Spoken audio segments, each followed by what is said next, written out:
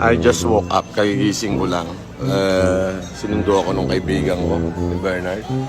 Andito kami ngayon sa, ano pangalan ng restaurant? Ha? Crystal Jade Restaurant. Sabi ni Bernard, masarap daw dito, so hindi ko alam. Pero yung para sa aming unang order is Peking duck. So, piniprepare yung Peking duck. Si Joseph ba yan? Joseph? Kumain na siya. Ay, si Joseph nga. Pumunta ka rito, kamo. Hindi, tatrabaho. Sige, ka. Okay. Dadaan kami dyan, kamo. So, ayun. Piniprepare yung no. Yung Peking duck. Ayan, so Francis and Bernard are here. Tapos meron kaming order na lobster and ano ba tawag doon? Yung anong tawag doon?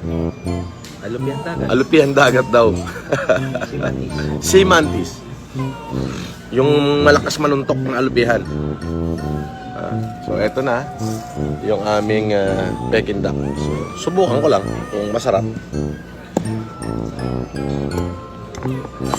Okay naman yung restaurant. Kaya lang, kagigising ko lang kasi. So baka hindi ko agad ma-appreciate yung lasa. Binabati ko si Ryan Marcos, Ian Marcos, si Prelude Banyes, Ed Tabunda, Mike Takayama. Alright, so prepare na niya yung Peking duck. So, titikman ko kung how it is. Tayo ako. Pag masarap, di punta kayo lahat dito. Gising ko lang pare.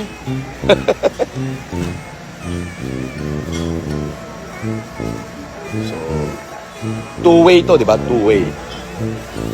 Ayan o. Oh, ayan o. Wow.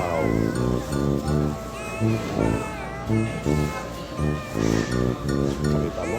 Oh. Meron gano'n o. Oh.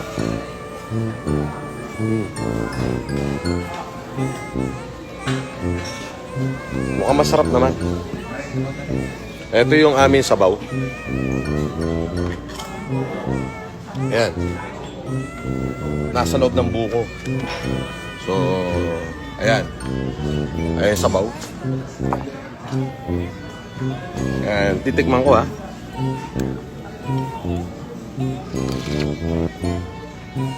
Wow. That's really, really cool. Ito yung sipit ng alimango doon sa sabaw. Ayan na rin.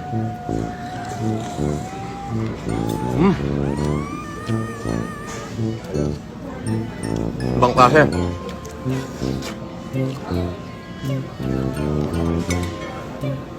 Oh, real nice. Oh. Ito siya.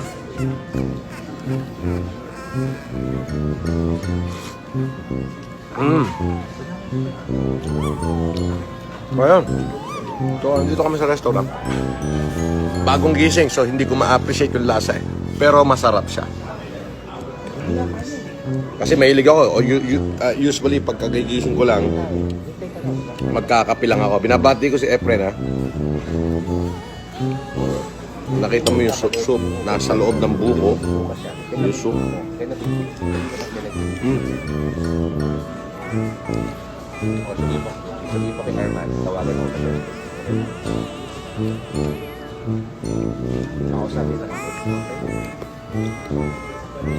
Masarap. Now, hihingi ako nung Chinese, yung Peking duck. Kasi nga magkano ba yan? Saan galing sa akin? Ang galing lahat yan eh. Oh, so ibibigay ko yan, yes. Ibibigay ko yan.